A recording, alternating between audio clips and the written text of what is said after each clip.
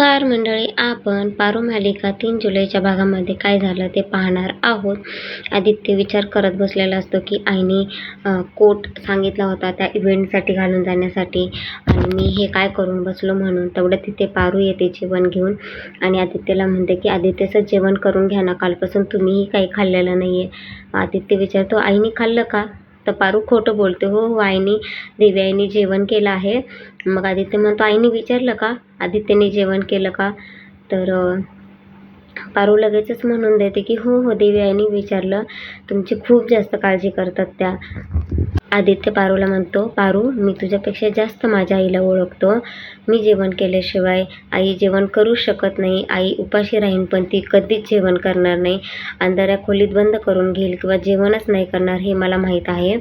आणि तू एक काम करशील का गं, मला एक प्रॉमिस करशील का? तू आईला जेवण घाल आणि आईने जेवण केलं की लगेच मी जेवण करतो. तर पारू म्हणते हो हो मी पाहते काहीतरी देवी आईला जेवण घालण्यासाठी.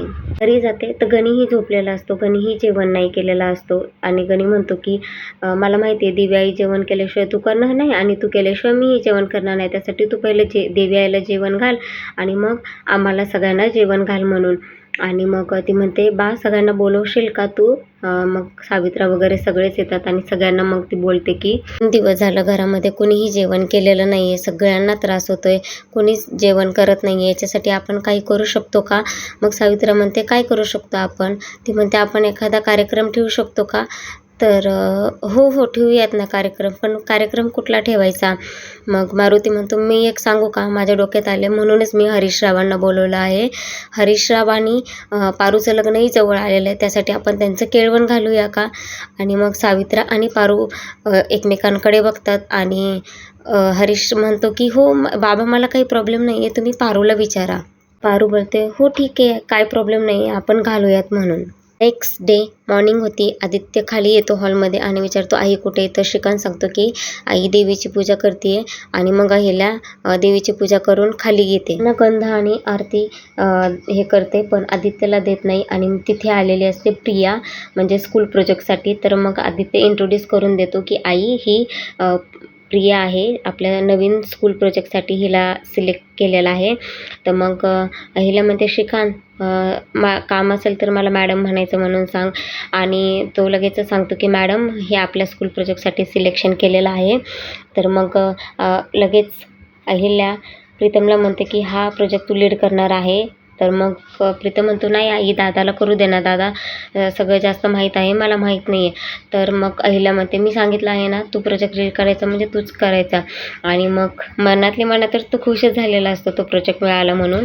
बाहेर येते आणि बाहेर थोडं चिडवल्यासारखं करतो प्रीतम आणि म्हणतो की तिला तू आता बॉसशी बोलतीये, तुला इव्हेंट मॅनेज करता येतो का? ती म्हणते हो येतो ना, स्कूलचा आणि इव्हेंटचा काय संबंध आहे का? आमच्याकडे काम करायचं असेल तर हे करावं लागेल आणि आतमध्ये केळवणचा कार्यक्रम आहे, त्यासाठी तुला इव्हेंट मॅनेज करावं लागेल. ती म्हणते हो ठीक आहे. मग ती जाते इव्हेंट मॅनेज करायला आणि मग इकडे सावित्रा पारूकडे जाते आणि म्हणते पारू तू काय लावलेलं आहेस?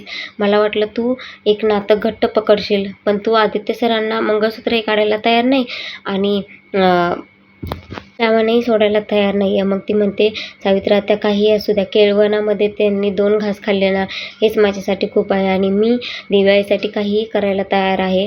केळवणच काय तर मी काहीही करू शकते आणि माझ्या केळवणामध्ये त्यांनी जेवण केलं तर मला खूप छान वाटेल, त्याच्यासाठी मी हे केळवण करणार आहे. आणि मग सावित्रा तिला खूप समजवते पण पारू समजण्याच्या पलीकडेच गेलेली असते, कारण तिला फक्त जेवण घालायचं असतं. आदित्य रूममध्ये विचार करत बसलेला असतो. मग पारू त्याच्याकडे जाते आणि पारू म्हणते की तुम्ही रूमच्या बाहेर निघलं तरच तुम्हाला हे सगळं विसरता येईल ना, घरामध्ये बसून तुम्ही असं पश्चाताप करण्यात काही अर्थ नाही आहे ना. देवी आई घेतील समजून पण त्याला वेळ लागेल, त्यासाठी तुम्ही घरातच बसणार आहात का?